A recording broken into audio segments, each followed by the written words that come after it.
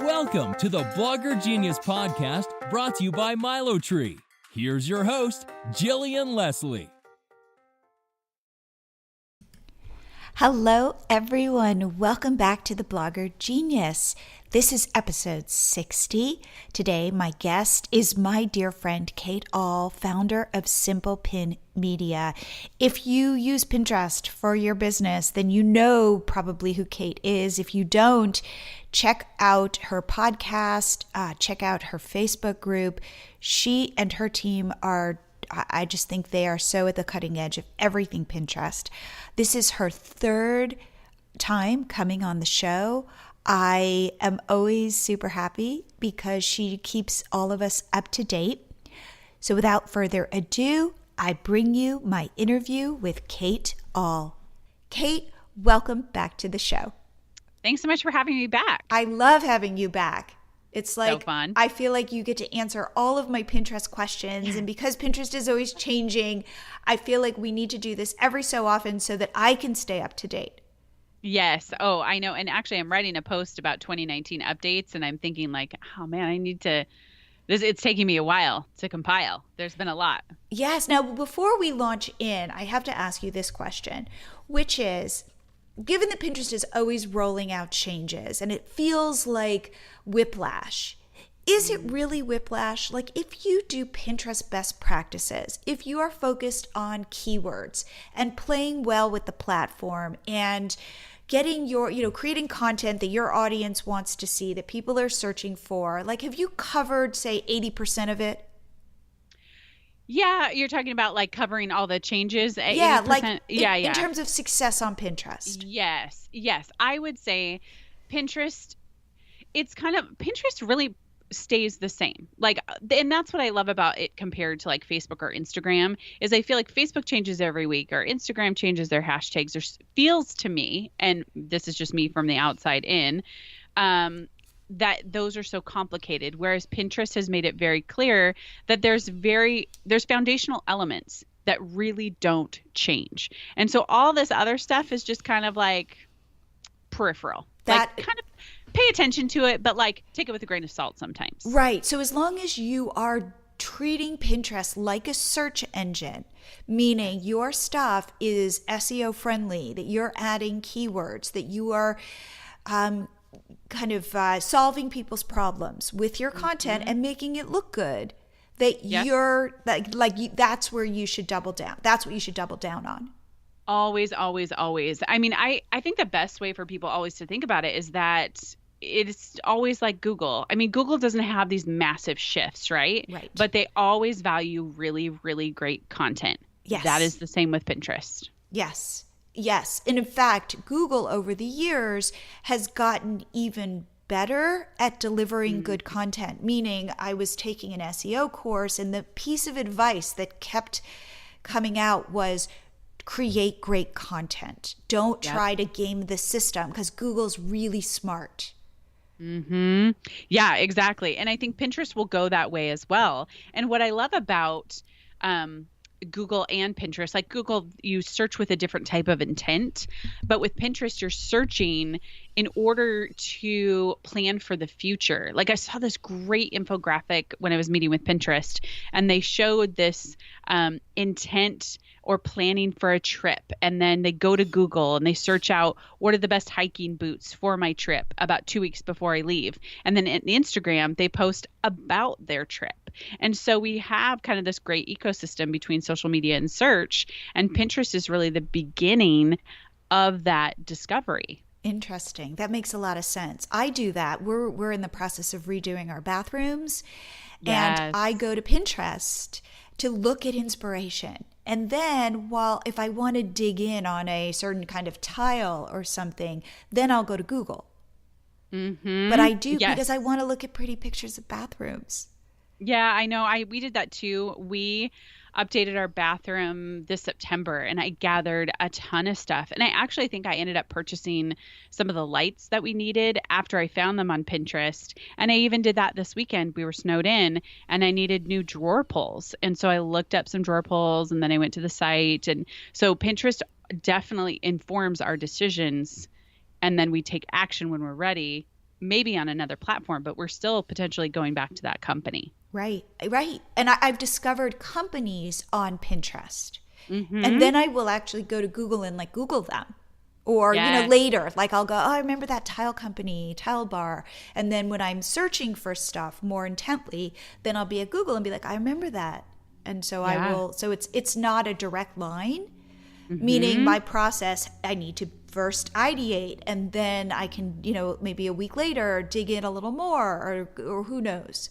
Yes, exactly. So I love that. Okay. So I reached out to you because of this new feature on Tailwind called SmartLoop. Loops. Yes. Is it loop or loops? It's loop, no S. No S, loop. Okay.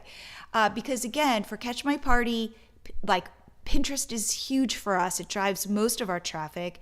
And therefore, Tailwind is really important for us because we schedule all of our pins through Tailwind. And we were really excited for SmartLoop to come out. And can you explain what it does? Yeah, so basically what it is it's a feature for you to set your pins to go out to particular boards on a schedule. So you're not going into the traditional smart queue and schedule and manually putting each one in, but you're saying, I would like this particular piece of content to be dripped out to different boards over a period of time and then looped back around and maybe started again a certain amount of time later. And what we like about this is that, especially for you at Catch My Party, you have so much content that this allows somebody to make sure that this content kind of gets pinned in the background, especially the seasonal stuff, so that you're not forgetting it. And you can really also focus back on trying to get your new stuff out by using the traditional scheduling side of Tailwind. Definitely. There are a couple things for us that were game changers. The first is that Pinterest got rid of the maximum pin number for each account. It used to be 200,000 pins. Yeah. And I would always keep in the back of my mind going, oh God, like how I would literally like measure it out. Like, okay, we've got 2 more years of pinning the number of pins we're pinning before we hit that hard stop. And what I had heard is if you did hit that, you would have to go back and delete pins in order to stay below that 200,000. And then Pinterest got rid of that. So it enabled me to stop worrying about how many pins I was pinning. Yes. And a lot of people really were worried about that, especially because we're coming upon, Pinterest being 10 years old. Right. And there's been these active pinners, very loyal people who have been pinning for 10 years. You're going to accumulate a lot of pins. So lifting that threshold, super smart. Yeah. So therefore, by putting, let's say, our season, so what we started with in terms of creating these smart loops in SmartLoop was to start with our seasonal content, because we have a ton of Valentine's Day pins that we've been in business now close to 10 years, and we have stuff from the way beginning that did really well back in the day, but we've kind of forgotten about it. And to put it in a smart loop, which was actually very easy to do, and then to drip those pins out. I think we started that our dripping our Valentine's Day pins, in like December or even November. Yeah. But then we could put a stop on it, which is we want this number of pins to go out, but we want to end it on February 14th or February 13th. So that you don't forget. I mean, I love that because I'm constantly having to set calendar reminders for myself. But in this, you have that you can choose your date range. Exactly. So next year, it will start all over again. And you can put all the seasonal content that you accumulated from this year into that as well. Yes. So that's the one thing that we have to also make sure to do, which is we've put in, let's say, all of our Valentine's Day. Let's say we set up this smart loop in November. And then we've accumulated Valentine's Day content from November to February of this year. And so we need to then just go back and refresh that, add those pins to that loop. Yeah, exactly. You want to put a reminder in there to do that. And I think also evaluate those pins as well. So don't just put in a bunch of pins in there and they're all Valentine's Day, right? But really look at them and make sure some of those pins are interlinking on your site or they have the right Amazon affiliate links. Take the opportunity when you are, I guess, organizing this or revisiting it to make sure the content is still good. I see so many people more focused on like, get it onto Pinterest, get it onto Pinterest.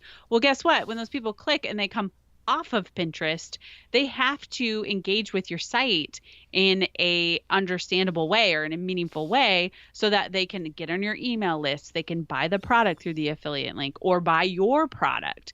So just make sure that you are breezing through the post. It looks exactly the way you want it. It's up to your standards. All right. It's one to keep in the loop. Yes. Yes, it's like clean up as you go. Make sure that that the experience for the pinner is a good experience. That affiliate link isn't broken. Yeah, exactly. That product isn't sold out or whatever. But this is the secret that I wanted to share with you, which is so we were pinning back in the day when we were concerned with hitting this cap. We were pinning probably 60 pins a day. Okay. And that was considered a lot. And again, I was nervous. Here's the thing that I would say. I was nervous because of the cap. I wasn't nervous because our content wasn't good. And I didn't feel spammy because we have so much content. Mm-hmm. But now that we've put these smart loops into play, we're pinning maybe 120 pins a day. Oh, okay. And our traffic has gone up. Nice. Okay. So I just want to, now again, as we talked about, yes, Pinterest stays the same, but it also changes. So I am appreciating this boost in traffic now. And I recognize that at some point it might not work in our favor, but I wanted to share that it is working in our favor right now. Right. And that's a very, very good thing to say. And always, when I hear people with their numbers, what I always tell people is like, test it for yourself, because we have people who do 50, drop down to 30, and they even get better traffic for some reason. Yes. So it's like, test it and see if it works for you. But one of the things we've heard is when you have quite a bit of loops happening, and maybe you can tell me about this, is sometimes the system seems to slow down a little bit when you're trying to schedule other things. Have you noticed that or with no? Tailwind, you mean?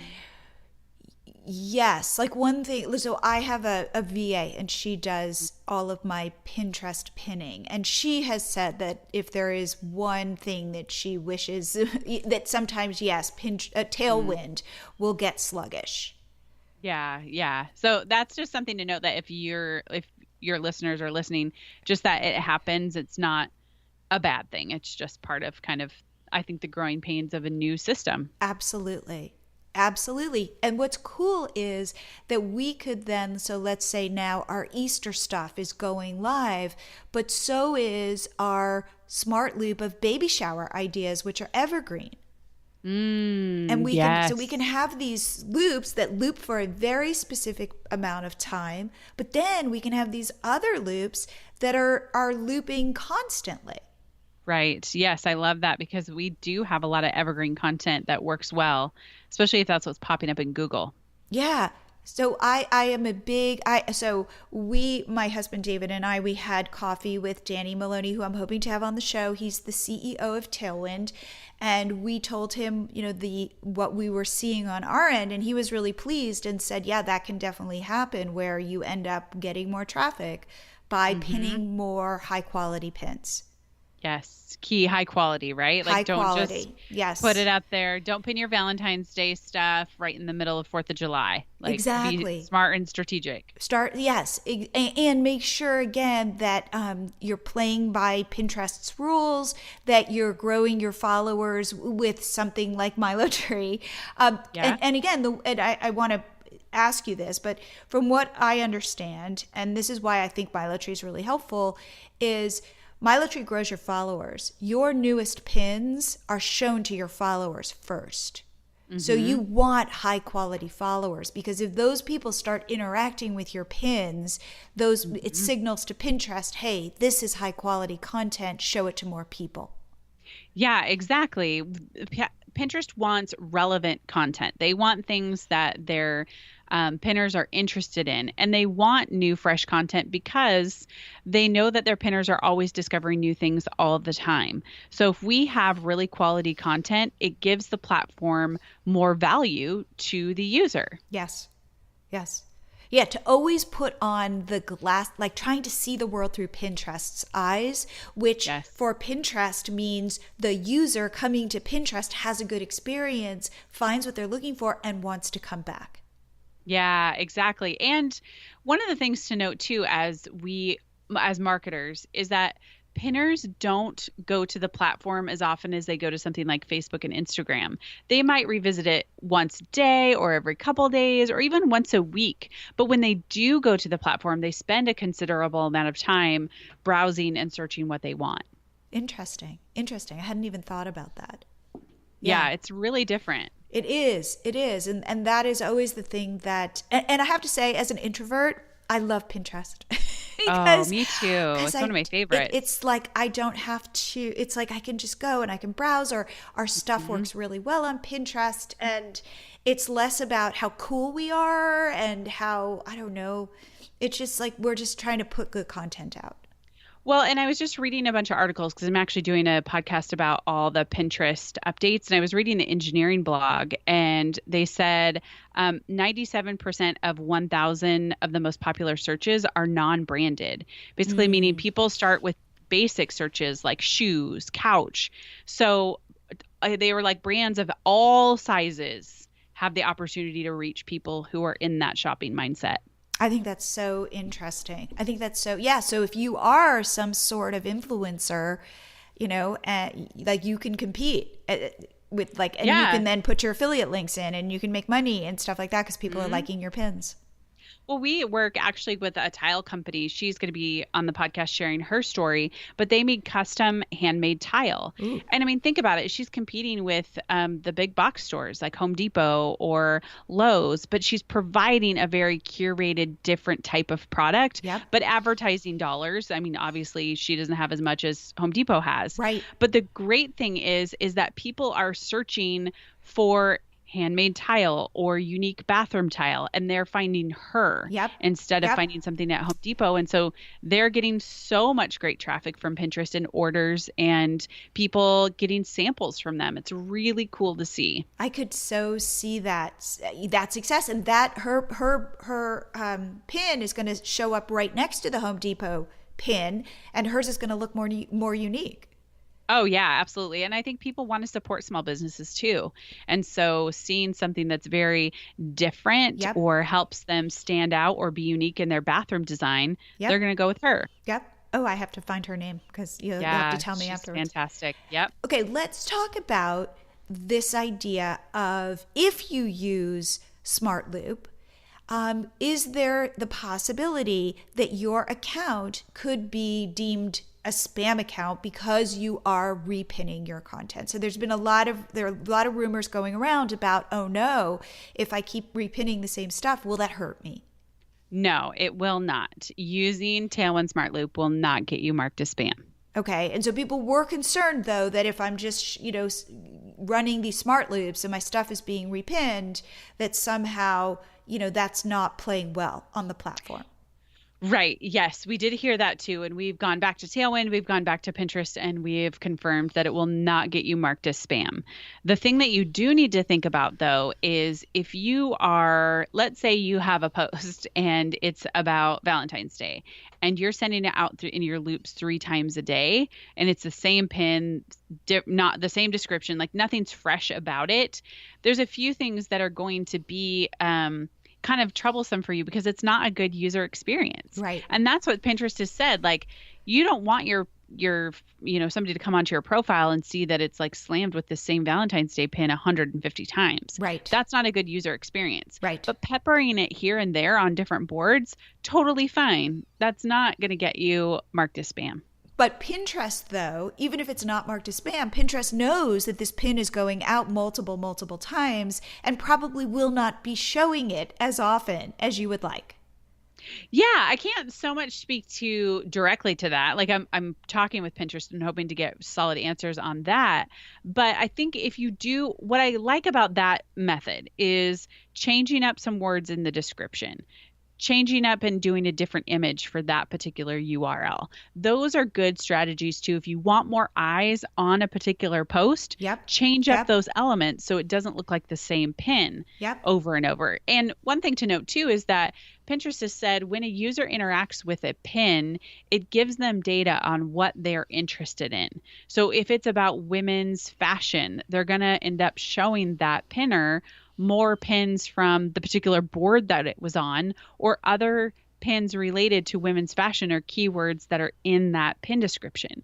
So that's why we want to be real careful about the pin descriptions that we're using and make sure that they have keywords in them, because the whole goal again is to serve up the pinner what they're interested in. I think that's such good advice. Such good advice. So let's talk about some of these other things that have changed or that Pinterest has rolled out or that Pinterest is standing behind. And one of them that I asked you this last time we did our interview, which is video. Yes, video. Okay, so I can't remember when our interview was, but I don't even. Yeah. Let's just say it's sometime last year. Yes. Okay, so video was rolled out first to promoted pin advertisers, the big ones, right, that had the huge budget. And the goal with video was just to try to build awareness. Well, then slowly last May, I was actually at a conference and I discovered that you didn't have to just use the promoted pins platform to get your video out there. You could actually upload your video organically. And it was like, oh my gosh. And what we now know about video is that it is short form is better. Okay. How long is that? Less than a minute. Okay. 1-to-1 ratio. So a square. Okay.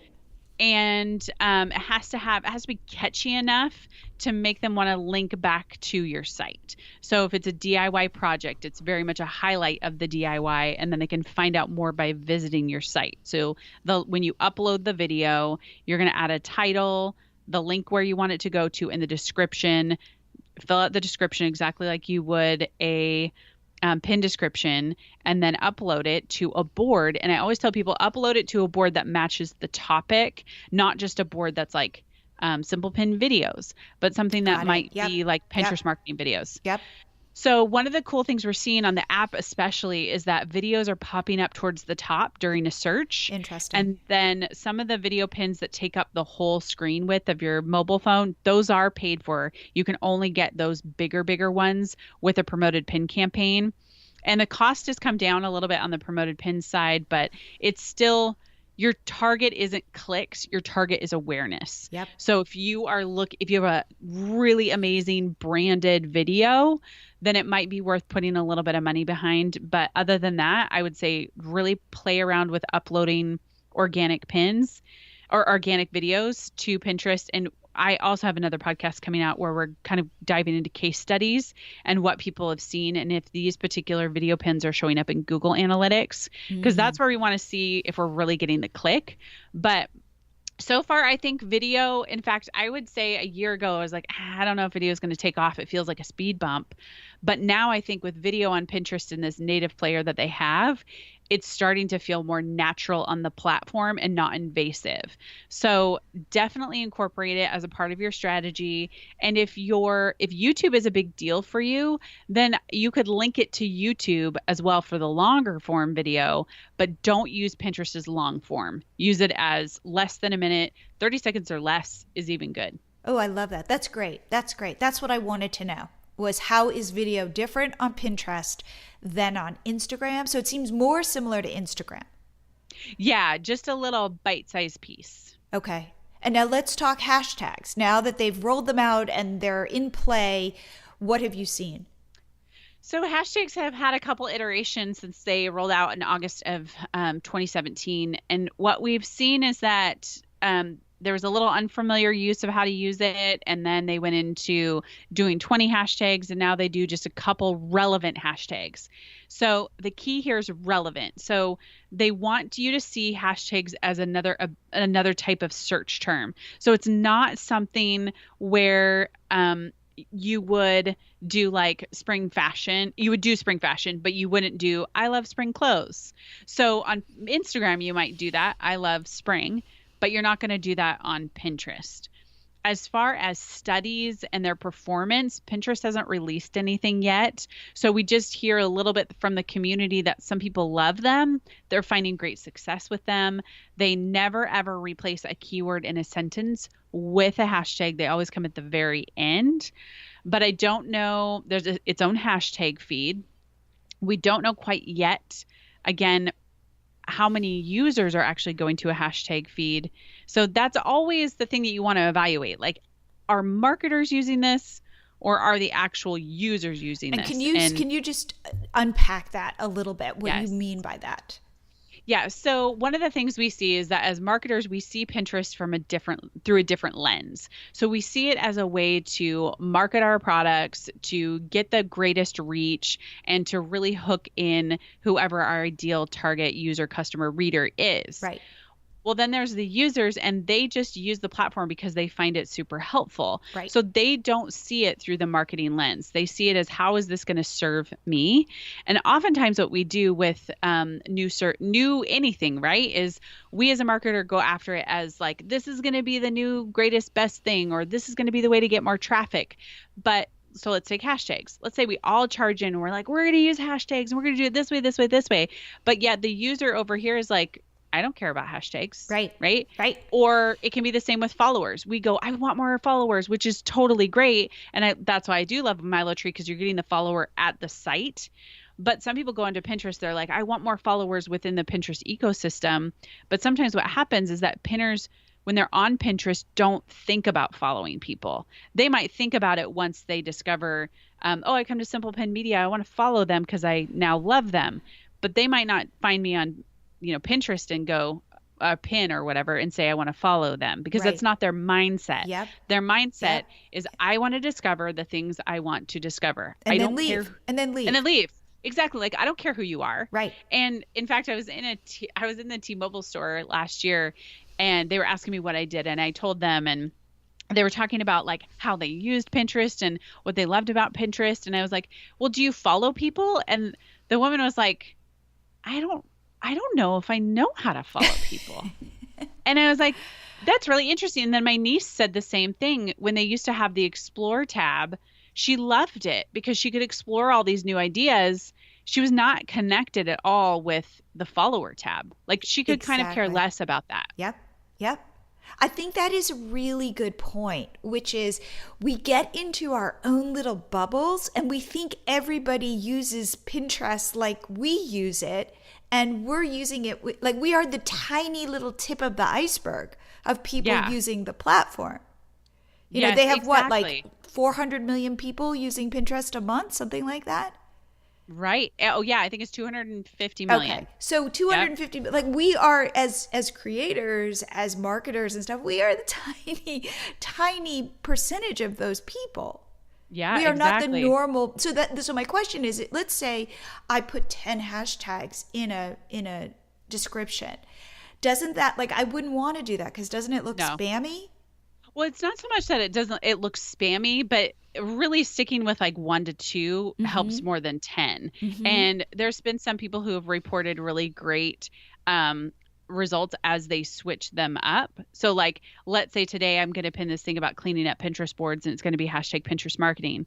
And then in a few days, I'm going to do it again, and I might do hashtag social media marketing. So I'm kind of trying to optimize a little bit at a time without like a all at once. Got it. And also Pinterest said, don't go back and update any hashtags. It doesn't matter. It won't show up in the hashtag feed because that's a chronological feed that as pins enter the platform, they go into that. But I think the challenge too that I would extend to your listeners is if you have people in your life that are not marketers or digital marketers or online space, ask them how they use Pinterest, and you'll learn a lot about user behavior just by asking them how they use it. And, even when I've done that with my friends, I've said like, well, how do you use Pinterest? And they're like, well, all day. Like I look at it all the time for all my ideas or all week because it has this place where I can visually engage with something and through that visual decide, am I going to save this for later? Do I find this valuable enough to save for later? Absolutely. It's funny, again, as we're doing these bathroom redesign, I do go to Pinterest in a totally different way. I see it almost as a separate platform than the platform I'm on all the time for our business. Yes. Oh, me too. And I love that feeling because you actually get to enjoy it for how it was created. Exactly. And Yep. I think too, one of the things that I also love about Pinterest is when you are a business user, you can have a lot of secret boards. So I don't know about you, but I have a ton of secret boards that I keep a lot of my plans on because they're not directly related to me as a marketer. So I kind of feel like I have these two accounts. Oh, exactly. Within You an mean like account. my bathroom board? Yeah, my bathroom board lives as a secret board on Catch My Party. So my assistant can see what I'm thinking about. But other than that, like, yes, totally. I absolutely do that. I know exactly what you're talking about. It's like I am of two split personalities on Pinterest. Totally. Exactly. I even have, I don't know if I've told this story in the podcast yet. I don't think I have, but we have another account that's called Kate All Pinterest Marketing, and my daughter was using it on her phone, and I thought she had all these secret boards, which she did. We use this account for training basically. So it's kind of just out there. Well, I go onto the notifications and I find that she is commenting as me on all these Harry Potter pins. And I was like, oh my gosh. I was like, what are you doing? And she was like, well, I just was commenting. And what was really interesting is there was so much conversation on these pins. Interesting. And that was one of the things that the Creators Conference back in June of 2018 that Pinterest said is that pins with lots of comments do rank higher. Interesting. And so as a marketer, that's one thing for you to be thinking about is that the users are giving feedback on your pins. And when you make something, the next time you open up the app, it slides up from the bottom and says, hey, did you make this? Do you want to comment? So Pinterest is encouraging that. And people are leaving pictures of what they're doing. This is a great opportunity to comment back or tell them, yeah, go to my site. There's more chicken recipes. In my case, it was a lot of Harry Potter conversation over Harry Potter memes. Oh, that's so funny. I ended up deleting all of them.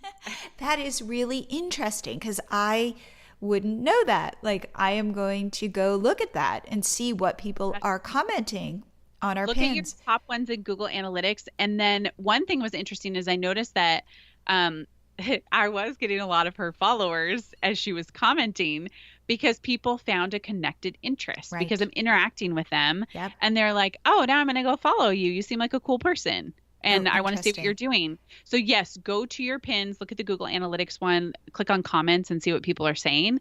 And then what you'll end up discovering is that some of those people are not followers. They're just were interested in your particular pin. That's so interesting. That's great. Oh my God, I always learn from you. Are you a blogger or entrepreneur whose traffic has taken a hit due to those ever-changing social media algorithms? Have you heard that the real money is in your email list, but you don't know how to increase your subscribers? Do you feel overwhelmed with trying to grow your social media followers and trying to be in all places all the time? If any of these describe you, I want to share a tool that will increase your social media followers, grow your email list, and bring in more traffic to your Shopify or Etsy store. Well, it's called MiloTree. MiloTree is an app that my husband David built for our site, Catch My Party. So when we began Catch My Party back in 2009, Facebook was sending us loads of traffic and we were growing like crazy. Well, that is until a sudden algorithm change had us scrambling. We knew that Pinterest was the best place to get more traffic, and so in 2015, David built a pop-up to grow our Pinterest followers, knowing that the more followers you have, the more traffic to your site. Well, it worked immediately, and it worked really well. In the 4 years that we've been using the MiloTree app on Catch My Party, our Pinterest account has grown exponentially to over 1.1 million followers, and Pinterest now drives millions of page views to our site every single month. Then in 2016, we decided to roll out the MiloTree app to help other online entrepreneurs and bloggers. So we had originally built our pop-up for Pinterest, but after seeing how effective it was for our own business and hearing from hundreds of satisfied customers, we decided to expand the app to include not only Pinterest, but Instagram, Facebook, YouTube, Shopify, Etsy, and even your email list. MiloTree is easy to use. It can be installed on your site in under 3 minutes, even if you have zero design or technical skills. And as fellow online entrepreneurs, we understand the importance of site speed and staying in Google's good graces.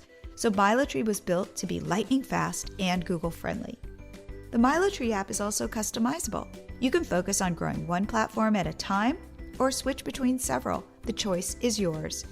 Now, we provide you with the analytics you need to decide which platform to focus on and what works best for you. Right now, you can get your first 30 days for free. Just go to milotree.com to sign up for your free trial. And don't let anybody tell you that traffic doesn't matter. It matters a lot. Whether you want to work with a premium ad agency, go after larger brand sponsorships, or simply have more people to market your own products to, your traffic must be growing. If you are not converting readers into followers and subscribers and customers, you need to change your strategy, because if you keep doing what you've been doing, you'll keep having the same results. MiloTree will get you the results you need, but it can't help you unless you add it to your site. So take the first step today and head over to milotree.com and start your free 30-day trial. There are no contracts, you can cancel anytime. And as a bonus, once you sign up, I'll send you valuable business tips each week to help you continue to grow your business. Also, if you have any trouble installing it, we're here to help you. You can't be everywhere all the time, so let MiloTree work for you. It's fast, it's easy, and it gets results. So what are you waiting for? Get your free trial today. Go to milotree.com. One last thing, communities. Okay. Communities. Ugh.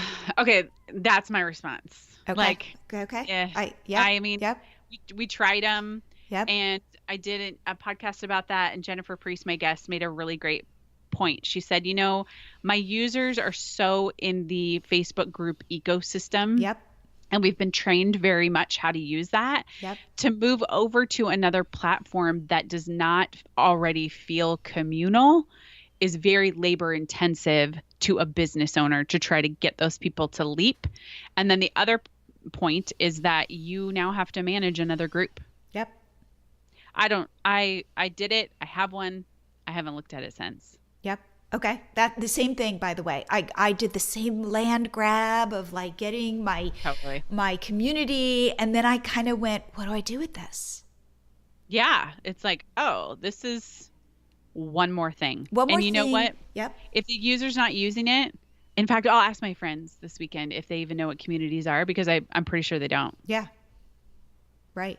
Again, it's that thing where I think that, you would know this better than me, but that Pinterest will roll stuff out and go, hey, like, let's try out communities and see what people do with them. Because a lot of times, as we all know, you're co-creating with your users.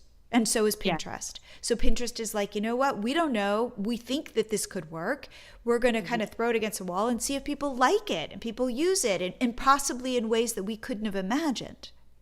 Yeah. And that brings up a great point, because when Pinterest does create new things, they don't create it for the marketer. So sometimes what I hear in my group is that people are like, oh my gosh, why does Pinterest keep changing? They keep changing because they're serving their user. They're a business, just like you're a business. Their job is not to serve you as a creator. Yes, you are a very important part of the ecosystem as a creator. And I think Pinterest can really work to make that better. But when they come out with things like board sections or communities or video, they are doing that because they want a better user experience, because they don't want people to they don't want them to lose interest in the platform. Exactly. So look through that lens always, like, okay, how are communities going to benefit users? Right. And if you think about it, as we talked about, people, I have an idea in my world, in my life, I go to Pinterest to explore that. And if Pinterest can come up with ways to make it stickier, so that, as I said, we come to Pinterest and then we leave Pinterest. It's not that same thing where once you've satisfied your need for looking at, say, floor tile, okay, I'm done. And so, but Pinterest is going, no, we want to, how else can we draw you in? Not in an evil way, but in a way of how can our platform become more valuable to you?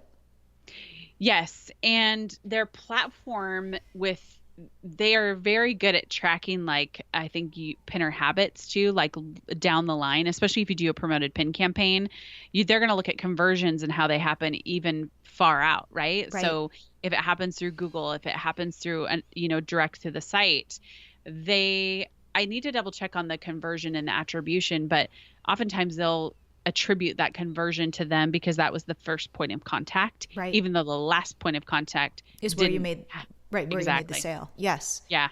Okay. Talk to me about your course because we haven't even discussed it.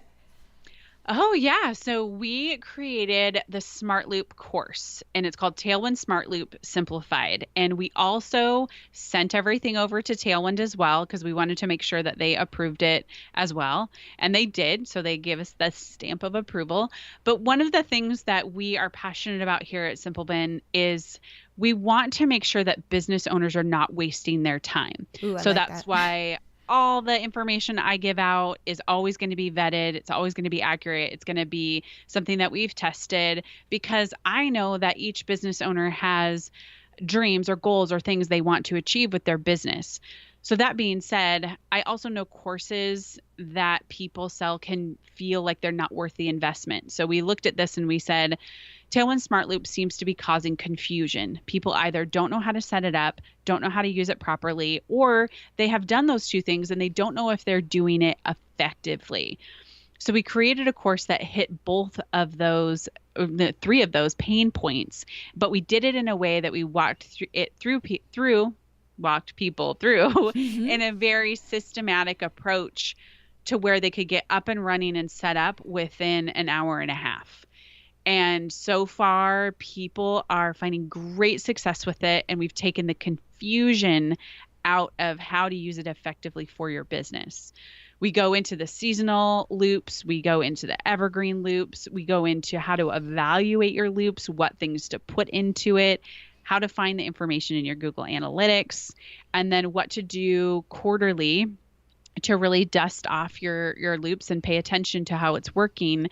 And then we really tackle not just, a lot of people think of looping with group boards. It's like the first thing that they go to, but we really talk about how to loop it with your personal boards and rely on those as well to get more extended reach and not just be thinking in this group board piece, which I think is some old thought that people have had for a long time. And what is the old thought? I think the old thought was like, get as much of your content onto group boards because that will increase your reach. And I think there's been this hard separation that's had to happen with group boards. And we've seen Pinterest has said, maybe they weren't used in our intended use. Right. And then we see just a bunch of junky group boards. I think there are ones that do work well, but it's not the mad dash like there was in the past where you joined every single group board under the sun because that would extend your reach. Right. What we found is that when people did that, they kind of they put their personal boards to sleep, basically. They were no longer active. So we want to revive the personal boards again and make sure that not only your popular pins, but your seasonal content and your new content are really getting out there to those boards because of what I said about, the woman who pins the women's fashion pin.